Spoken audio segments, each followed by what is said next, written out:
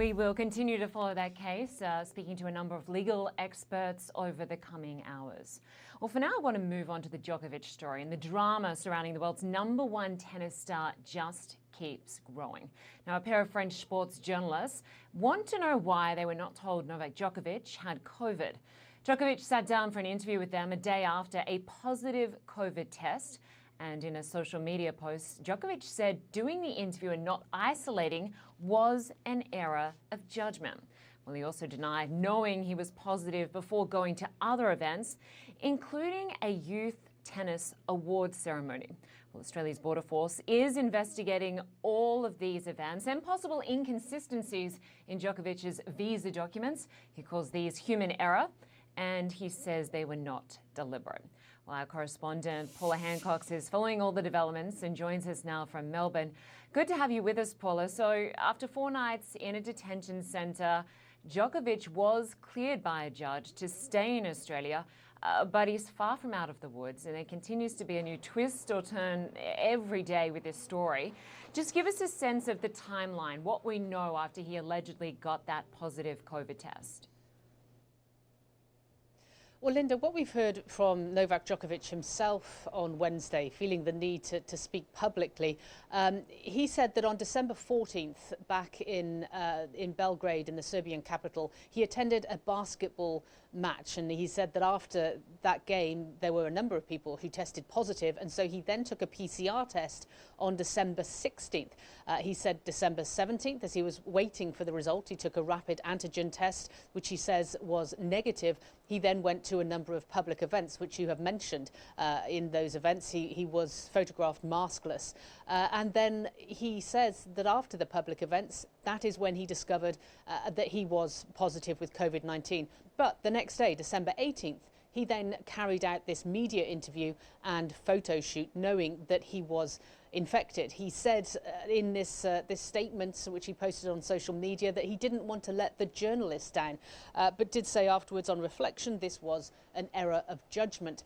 And then when it comes to the Australia Travel Declaration, I mean, it's a document which specifies, as you're filling it in, that filling it in incorrectly would have repercussions. Now, he says that it wasn't him who filled it in. It was his support team who actually filled that in. And when it asked whether he would be travelling or had been travelling in the 14 days before arrival in Australia, the no box was ticked, where in actual fact we have evidence and photographic evidence of him both in Spain and in Serbia, it appears. And so he said that was an error as well, but said it was a human error and certainly not deliberate. So 2 errors that he is admitting to at this point, and as you say, it's something that Australia Border Force is looking at very closely. A source close to the investigation tells CNN that they are expanding the scope of their investigation at this point, looking at, they say, possible inconsistencies in the documents related to the PCR tests from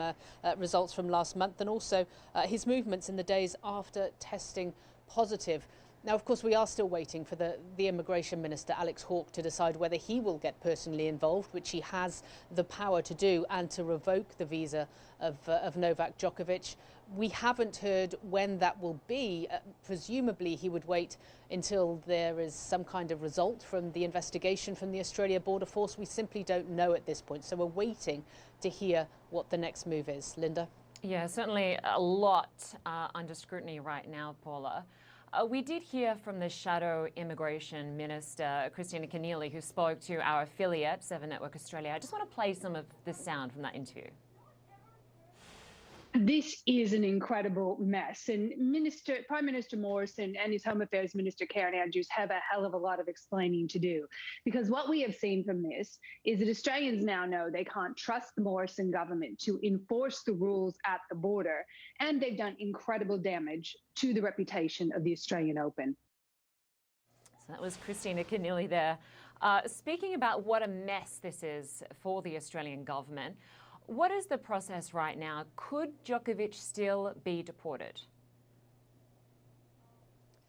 He could, yes. I mean, clearly, you know, by seeing and hearing what the Shadow Immigration Minister has to say, this is very political. It has become political here in Australia. There is going to be an election coming up, and certainly that is playing into some of these decisions as to what to do. But the immigration minister can still decide that Djokovic did break rules and that he does not tick all the boxes in order to be allowed into the country unvaccinated.